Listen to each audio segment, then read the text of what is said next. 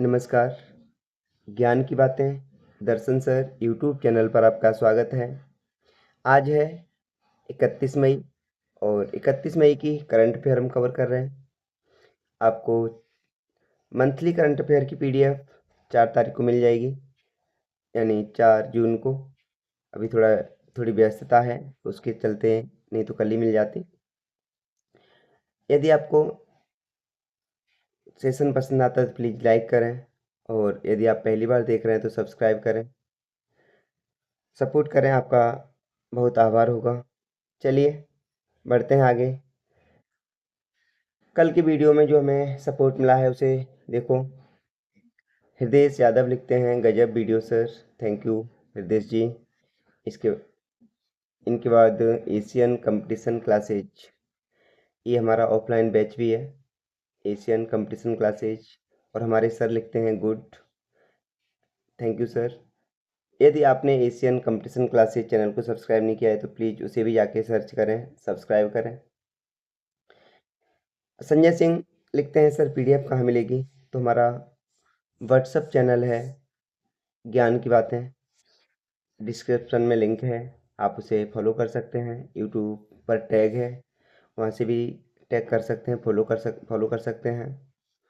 चलिए शुरू करते हैं।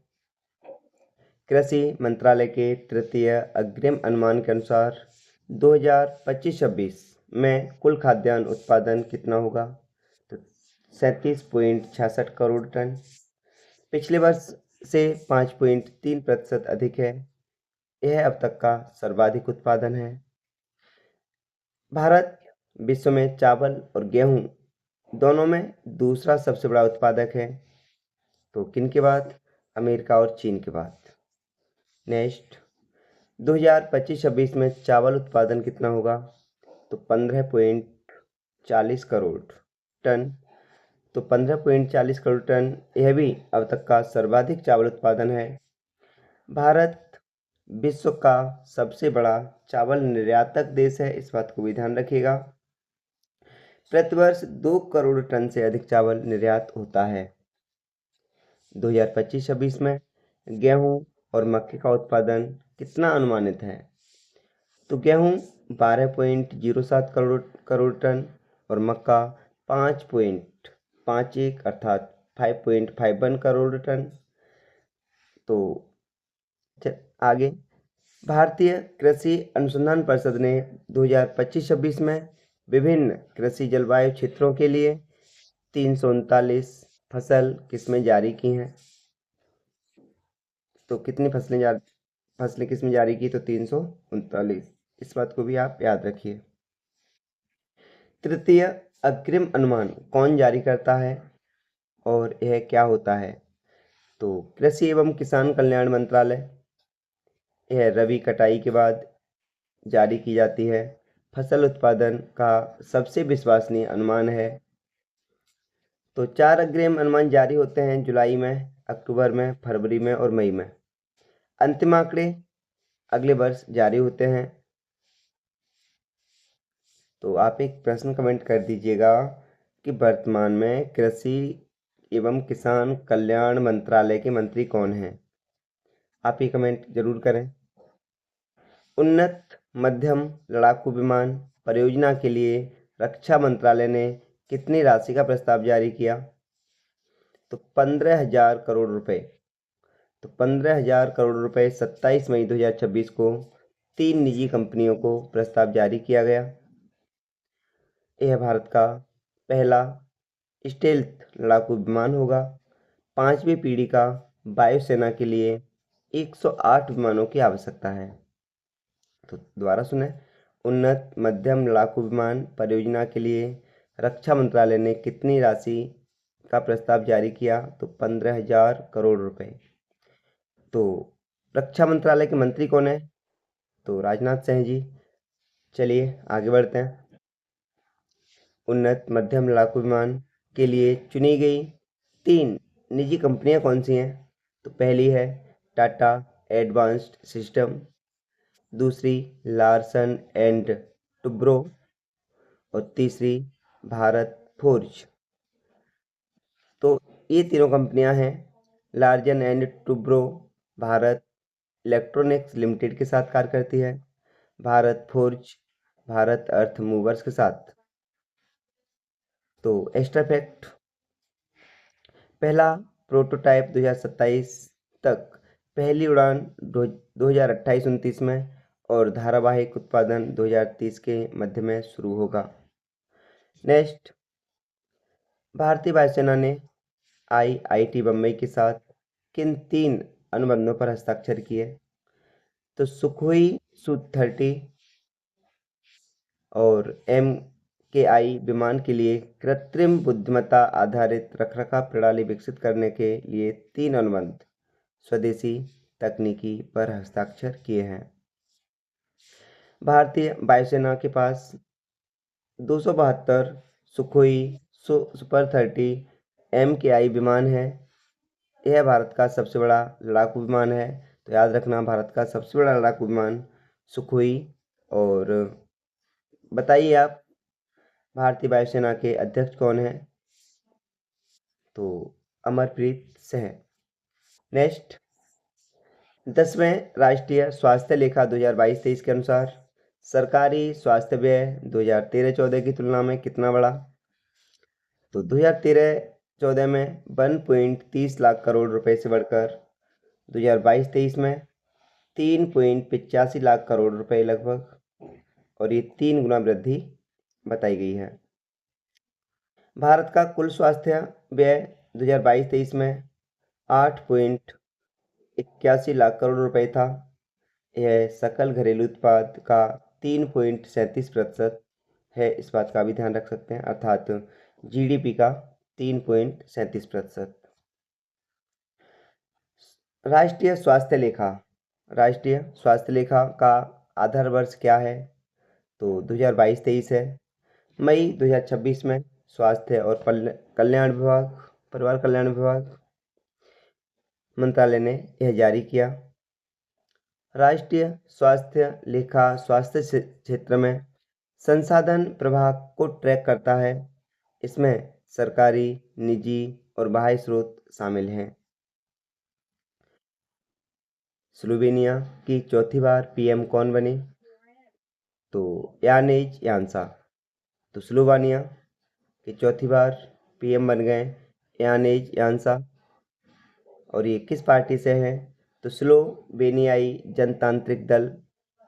और 90 सदस्यीय संसद में इनको 51 मत मिले, और ये चौथी बार PM बन गए यानेज यान्सा।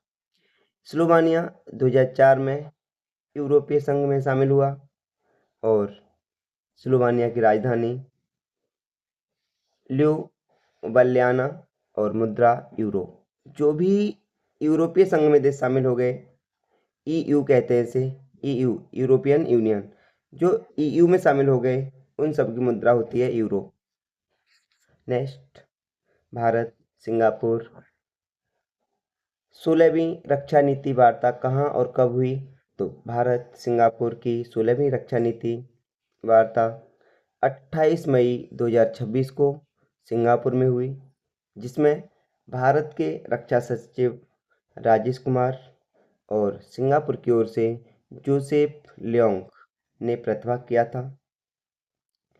भारत सिंगापुर संबंध रणनीतिक साझेदारी के स्तर पर है और दोनों देश हिंद प्रशांत क्षेत्र की स्थिरता के लिए मिलकर काम करते हैं। तो सिंगापुर की राजधानी सिंगापुर सिटी। नेक्स्ट, 2026 स्क्रिप्स राष्ट्रीय बर्तनी प्रतियोगिता का खिताब किसने जीता? तो राष्ट्रीय बर्तनी प्रतियोगिता का खिताब श्रेय पारेख। श्रेय पारेख 14 वर्षीय हैं और कैलिफोर्निया अमेरिका से, ये मूलतः तो तेलंगाना से हैं, लेकिन वर्तमान में कैलिफोर्निया अमेरिका से हैं, और इनको 29 मई 2026 को यह खिताब दिया गया, स्क्रिप्स राष्ट्रीय बर्तनी प्रतियोगिता का खिताब। श्रेय पारेख 90 सेकंड की बिजली दौर में 32 शब्दों की सही बर्तनी लिखी। देख रहे हो, 90 सेकंड में 32 शब्द लिखे हैं, और पुरस्कार राशि 52,500 डॉलर। स्क्रिप्स राष्ट्रीय बर्तनी प्रतियोगिता अमेरिका में भारतीय मूल के बच्चे क्यों आगे रहते हैं? हम सब जानते हैं।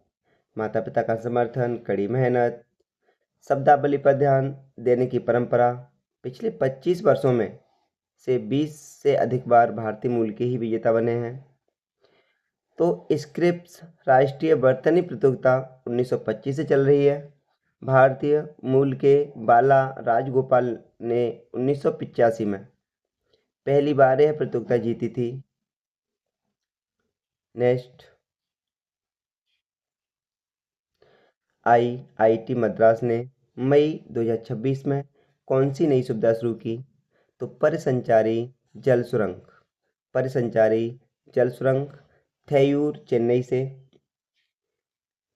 मज मजगांव डॉक ने 4.5 करोड़ रुपए की निधि दी। नेक्स्ट, यह समुद्री इंजीनियरिंग, जहाज डिजाइन, नौसैनिक वास्तुकला और जलगतिक अनुसंधान पर को मजबूत करेगी। लाल गुब्बारा एरोस्पेस ने भारत का पहला समताप मंडल गुब्बारा कहाँ छोड़ा? तो इंदिरा गांधी स्टेडियम, विजयवाड़ा, आंध्र प्रदेश में। तो लाल गुब्बारा एरोस्पेस इंदिरा गांधी स्टेडियम, विजयवाड़ा, आंध्र प्रदेश में। और किस नाम से छोड़ा है? तो बीस्टा नाम से। मिशन साना का हिस्सा माना जाता है इसे। अच्छा प्रश्न है, नोट कर सकते हैं। भारत अब अमेरिका, फ्रांस, जापान और चीन के बाद समताप मंडल गुब्बारे की स्वदेशी क्षमता वाला 5वां देश बन गया है। तो आपसे एक प्रश्न है, वायुयान कहाँ उड़ते हैं और क्यों उड़ते हैं? ये आप कमेंट करिए। उड़ीसा सरकार ने सेमीकंडक्टर उत्पादन के लिए किसके साथ समझौता किया? तो इंटेल और 3D ग्लास सॉल्यूशंस के साथ 30 मई 2026 को भुवनेश्वर के इन्फो वैली में 2000 करोड़ रुपए निवेश के साथ समझौता किया। भारत की यह पहली उन्नत 3D चिप पैकेजिंग इकाई होगी। सेमीकंडक्टर क्षेत्र में भारत की आत्मनिर्भरता की ओर बड़ा कदम है, इस बात को भी ध्यान रखिए। रूस और कजाकिस्तान के बीच परमाणु ऊर्जा संयंत्र के लिए कितने अरब डॉलर का समझौता हुआ? तो रूस और कजाकिस्तान के बीच परमाणु ऊर्जा संयंत्र के लिए 16.5 अरब डॉलर, जो 28 मई 2026 को यह समझौता हुआ था। कहाँ पे हुआ था? रूस के रोसाटोम, और कजाकिस्तान का पहला परमाणु ऊर्जा संयंत्र बनाएगा। संयंत्र बालखस झील के तट पर उल्किन गांव में बनेगा। ये 2 BBIR 1200 रिएक्टर 2027 के निर्माण का शुरू 2034 तक यह पूर्ण करेगा। रोसाटोम क्या है? तो रोसाटोम क्या है और परमाणु ऊर्जा में इसकी क्या भूमिका होगी? तो रूस की सरकारी परमाणु ऊर्जा निगम विश्व में सर्वाधिक विदेशी परमाणु संयंत्र निर्माण अनुबंधन वाली कंपनी है रोसाटोम, और ये 35 प्लस देशों में को सहयोग करती है। भारत में कुडनकुलम परमाणु ऊर्जा संयंत्र, तो परमाणु ऊर्जा संयंत्र कौन सा?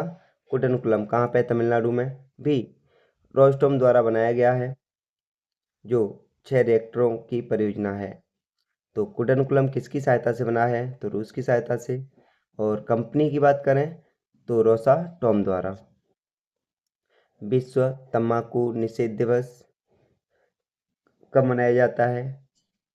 तो 31 मई को। क्यों मनाया जाता है? तो WHO ने 1987 में 31 मई को यह दिवस घोषित किया, तंबाकू के दुष्प्रभावों के बारे में जागरूकता देने के लिए।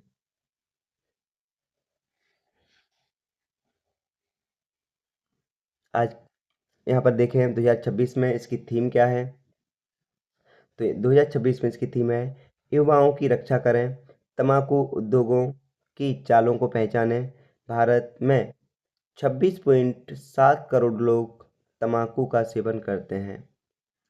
और ये तो डाटा कम दिखाया गया है, पेपर में आएगा तो हमें ये टिक करना पड़ेगा, लेकिन मोस्टली बहुत से लोग, ज़्यादा से ज़्यादा लोग तंबाकू की ओर बढ़ रहे हैं, नशे की लत की ओर बढ़ रहा है, तंबाकू तो छोड़ो। चलिए, भारतीय रिजर्व बैंक ने वन मोबीक्विक को क्या मंजूरी दी? तो भारतीय रिजर्व बैंक अर्थात आरबीआई ने भुगतान समेकक भौतिक लाइसेंस पीएपी 26 मई 2026 को, इसमें ऑफलाइन व्यापारी भुगतान की सुविधा मिलेगी। मोबीक्विक भारत का एक प्रमुख डिजिटल वित्तीय प्रौद्योगिकी कंपनी है। इसमें 15 करोड़ से अधिक लोग पंजीकृत हैं। अच्छा, आरबीआई के बारे में। आरबीआई स्थापना 1935 और इसका मुख्यालय वर्तमान में मुंबई। इसके प्रथम अध्यक्ष कौन थे, आप कमेंट कीजिए। अर्थात आरबीआई के प्रथम गवर्नर कौन थे, आप कमेंट कीजिए। और वर्तमान कौन है, ये भी कमेंट कीजिए। ये दो प्रश्न आपके लिए। और ये 1935 में बनी, तब इसका मुख्यालय कोलकाता में था। अगले 2 सालों में इसका मुख्यालय कहाँ पर ले आए? 37 में, 1937 में इसका मुख्यालय मुंबई ले आए, और तब से मुंबई इसका मुख्यालय है। नेक्स्ट, विकास बैंक जापान ने भारत में किसके साथ साझेदारी की?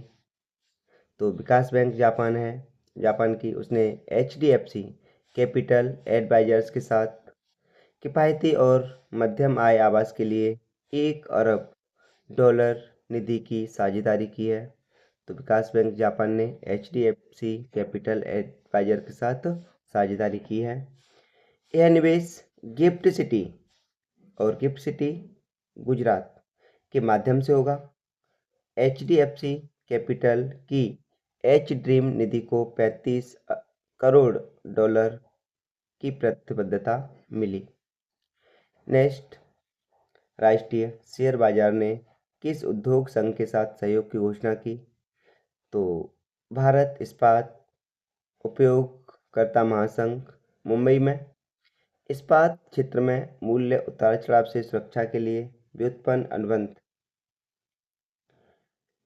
भारत 2025-26 में 14 करोड़ टन से अधिक इस्पात उत्पादन के साथ विश्व का दूसरा सबसे बड़ा इस्पात उत्पादक देश बन गया है।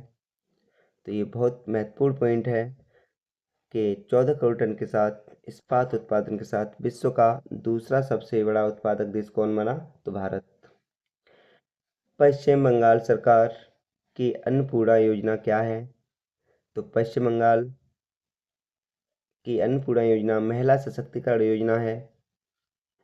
तो 25 से 60 वर्ष की पात्र महिलाओं को मासिक वित्तीय सहायता, और 1 जून 2026 से 90 दिन तक नामांकन शुरू होंगे। पश्चिम बंगाल सरकार पहले से लक्ष्मी भंडार योजना चलाती है। उसमें पात्र महिलाओं को 1000 से 1200 रुपये प्रतिमाह मिलते हैं। आप कमेंट कीजिए कि पश्चिम बंगाल सरकार के वर्तमान सीएम कौन है। ये हम मई के जब से मैंने वीडियो बनाना स्टार्ट किया है, तब से कम 5 वीडियो में मैंने ये प्रश्न किया है। तो आप भी कमेंट कीजिए कि पश्चिम बंगाल सरकार के सीएम कौन है, अर्थात चीफ मिनिस्टर कौन है। NISDA पोर्टल क्या है? तो NISDA 2025 पोर्टल राष्ट्रीय ई शासन सेवा वितरण मूल्यांकन है, और इसकी शुरुआत की बात करें तो 25 मई 2026 को लॉन्च किया था प्रशासनिक सुधार विभाग ने। यह पोर्टल हर 2 साल में राज्यों, केंद्र शासित प्रदेशों, केंद्रीय मंत्रालयों की ई सेवाओं का मूल्यांकन करेगा। इसमें 59 अनिवार्य सेवाएं शामिल हैं। संयुक्त राष्ट्र मौसम एजेंसी ने 2026 में क्या चेतावनी दी? तो अगले 5 वर्षों में वैश्विक तापमान खतरनाक स्तर पर होगा। जलवायु परिवर्तन के कारण भूमि और समुद्र दोनों पर रिकॉर्ड गर्मी होगी। तो 2023 और 24 लगातार दुनिया का दूसरा सबसे गर्म वर्ष है। वैज्ञानिकों के अनुसार 2026 भी शीर्ष 5 में शामिल होगा। WHO महानिदेशक 29 मई 2026 को किस देश में गए और क्यों? तो WHO के महानिदेशक कांगो WHO के महानिदेशक कांगो लोकतांत्रिक गणराज्य में गए। इबोला के नए प्रकोप के कारण पूर्वी कांगो में अस्थिर क्षेत्र में फैला है। कांगो में इबोला का पहला प्रकोप 1976 में हुआ था और ये इबोला नदी के किनारे, इसलिए इसका नाम क्या पड़ा? इबोला पड़ा है। WHO के महानिदेशक कौन है? तो WHO के टेड्रोस अधानोम, जबकि UNO के आप कमेंट कीजिए।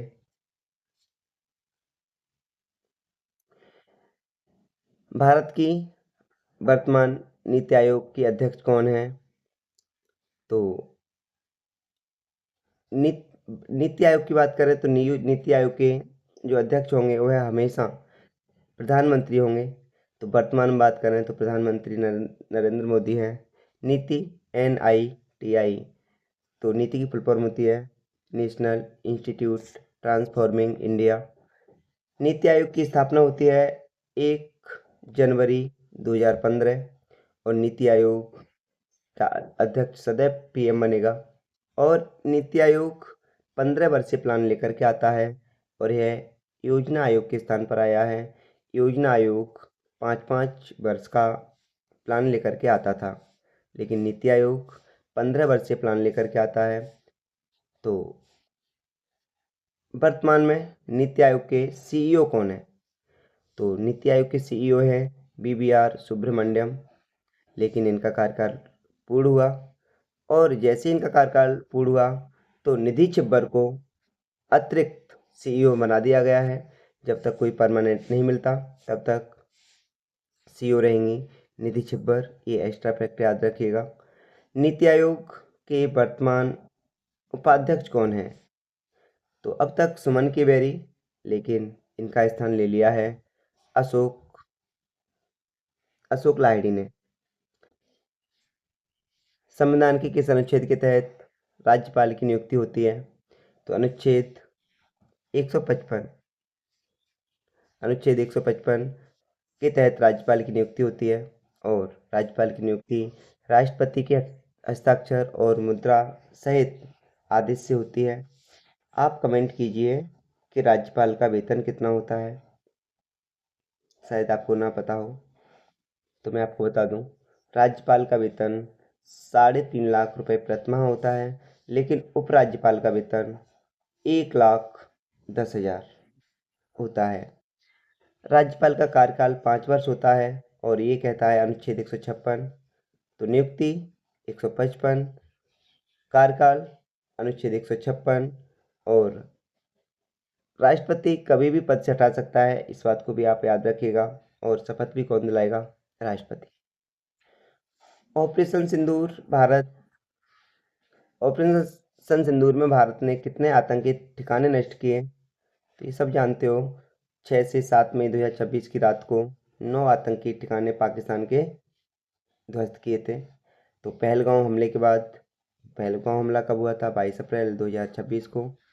तो 15 दिन बाद ही भारत ने क्या किया था? एक कड़ी कार्रवाई की ऑपरेशन सिंदूर के तहत। भारत का अंतरिक्ष स्टेशन कब तक बनकर तैयार होगा? तो 2035 तक। और यह पहला मॉडल 2028 में लॉन्च होगा और तैयार कब तक हो जाएगा? 2035 तक। भारत के अलावा चीन का तियागोंग और अंतर्राष्ट्रीय स्टेशन ही है जो अंतरिक्ष में है। तो भारत कब तक बनाएगा? 2035 तक। संयुक्त राष्ट्र सुरक्षा परिषद में स्थायी सदस्य कौन से 5 देश हैं? तो अमेरिका, रूस, चीन, ब्रिटेन और फ्रांस। इन्हें वीटो पावर कहते हैं। अमेरिका, रूस, चीन, ब्रिटेन और फ्रांस। भारत 8 बार संयुक्त राष्ट्र सुरक्षा परिषद का अस्थायी सदस्य रह चुका है। और लास्ट बार कब बना था? तो 21-22 में। एक देश एक चुनाव प्रस्ताव पर संसद में क्या स्थिति है? तो संयुक्त राष्ट्र संसदीय समिति को यह भेजा गया है लोकसभा और राज्यसभा विधानसभाओं में के अनुसार एक चुनाव का प्रस्ताव 2029 में इसे लागू करने का प्रस्ताव है। तो ये रामनाथ कोविंद की अध्यक्षता 2024 में उच्च स्तरीय समिति बनी थी और उसके तहत इस प्रकार चल रहा है एक देश एक चुनाव। भारत की जनसंख्या 2026 में कितनी है? तो लगभग 144 करोड़। भारत 2023 में चीन को पछाड़कर दुनिया का सबसे अधिक जनसंख्या वाला देश बन गया और भारत की जनसंख्या विश्व में सर्वाधिक है। भारत की जनसंख्या वृद्धि दर 2026 में लगभग 0.9% है।